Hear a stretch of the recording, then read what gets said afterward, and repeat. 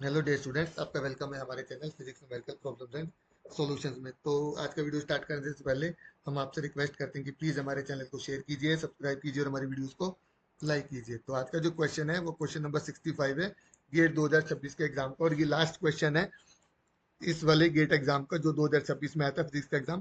Question में क्या दिया गया, हमारे पास एक रोड है।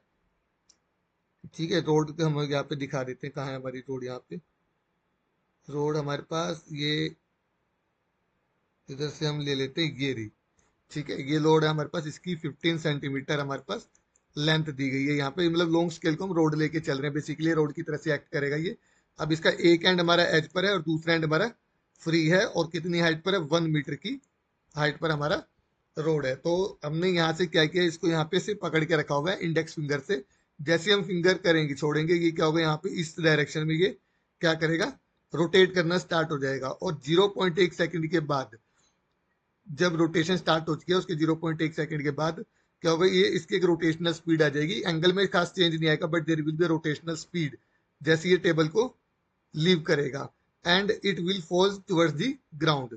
तो when it centre of mass has fallen by 0.5 metre, मतलब जब इसका सेंटर ऑफ मास इतने डिस्टेंस से नीचे आ चुका होगा, तब इसका हमारा इसका जो एंगल है, रोटेशनल एंगल है, उसका वैल्यू कितना होगा, ये यहाँ पे हमें बताना है। तो बेसिकली प्योरली रोटेशनल मोशन का क्वेश्चन है, तो यहाँ पर हम सारा रोटेशनल मोशन ही यूज करेंगे। तो किस तरह से इसको करना है, सबसे पहले हम क्या करेंगे यहाँ पे, कि जब ये हमारा यहाँ पे रोटेशन स्टार्ट हो गई, तो एंगुलर एक्सेलरेशन यहाँ पर इसका कितना है, एंगुलर एक्सेलरेशन हमें यहाँ निकालना है। बेसिकली जो रोटेशनल मोशन है यहाँ पर हमारा, तो उसमें हमें एंगुलर एक्सेलरेशन, उसके बाद जो थीटा है यहाँ पे, वो बेसिक तरह से एंगुलर डिस्टेंस की तरह से काम करेगा, तो वो हमें यहाँ पे निकालना है। तो उसके लिए हमें क्या निकालना पड़ेगा, सबसे पहले एंगुलर एक्सेलरेशन निकालना पड़ेगा। टाइम हमें यहाँ पे गिवन है। तो हमारे पास क्या होता है यहाँ पे, जब ये हमारा जो ये रोड है, जब ये नीचे की तरफ जाएगी, यहाँ पर है, तो यहाँ पर स्टार्टिंग में इसके ऊपर क्या होगा, एक एंड के अबाउट रोटेट करेगी स्टार्टिंग में। तो इस पर क्या होगा, टॉर्क लगेगा। जो टॉर्क होगा यहाँ पे, वो होगा mg/L/2। अब यहाँ पर हमने L/2 इसलिए क्योंकि जो सेंटर ऑफ मास है वो कहाँ है, यूनिफॉर्म रोड है, तो सेंटर ऑफ मास कहाँ होगा, at the centre of the road. Uniform bodies के लिए सेंटर ऑफ मास हमेशा सेंटर पे होता है, तो यहाँ पे mg/2 हमने ले लिया।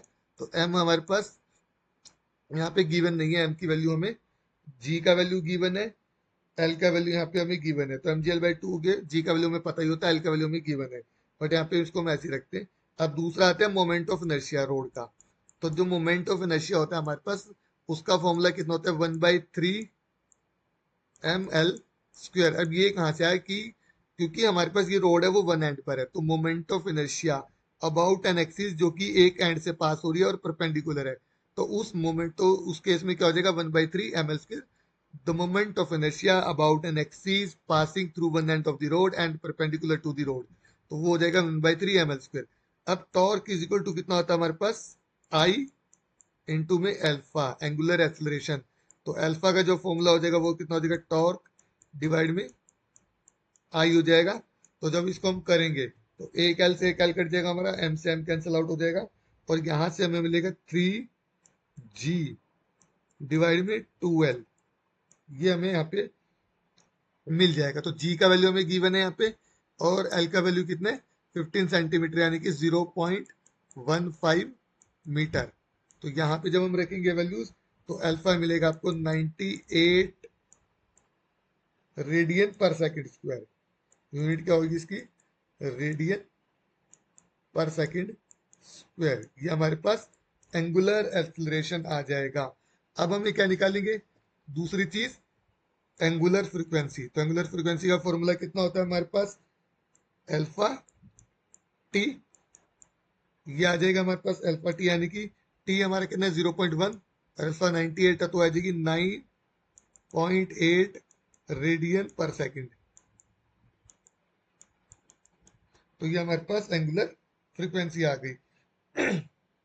तो जब हमने इसको इस टिप पे पकड़ा हुआ था, तो ये चीज यहाँ पर थी, मतलब एंगुलर फ्रीक्वेंसी थी। अब जब ये इसको रोटेट करेगा, जब हमने इसको यहाँ से छोड़ दिया, इसको लीव कर दिया, तो क्या होगा, उसके इसमें रोटेशनल स्पीड जो है वो कांस्टेंट रहेगी, रोटेशनल फ्रीक्वेंसी हमारी क्या रहेगी, यहाँ पे कांस्टेंट रहेगी, क्योंकि यहाँ पे किसी तरह का कोई और फोर्स यहाँ पे नहीं रह रहा है।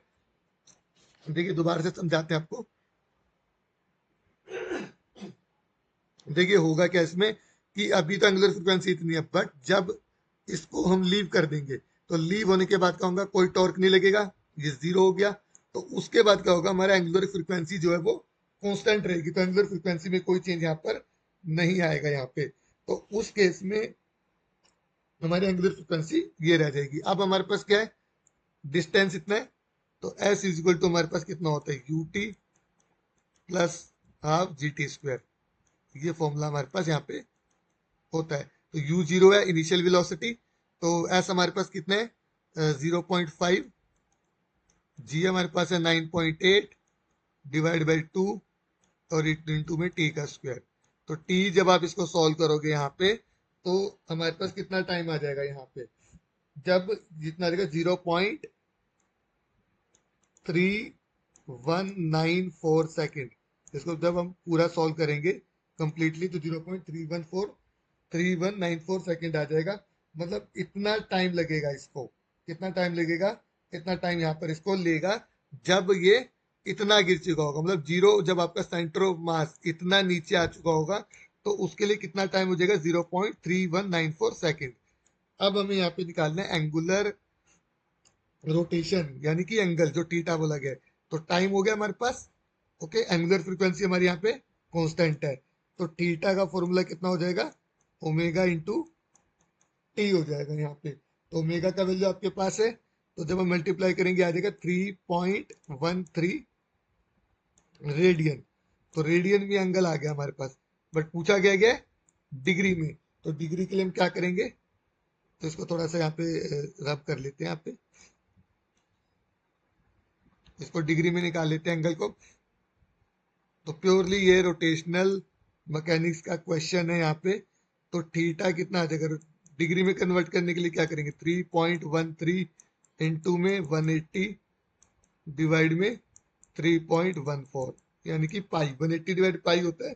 तो 180 डिवाइड पाई के केस में 180 पाई को 3.14 से कन्वर्ट कर देंगे, तो ये बेसिकली 179.4 डिग्री आ जाएगा। देखिए क्योंकि यहाँ पे 3.13 है, तो जब आप इसको एग्जैक्ट सोल्व करोगे तो ये इतना आ जाएगा।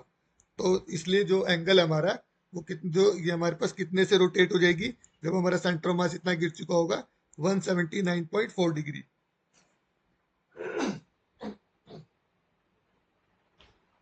तो ये स्टूडेंट्स, आपको आई होप ये क्वेश्चन अच्छे से समझ में आया होगा।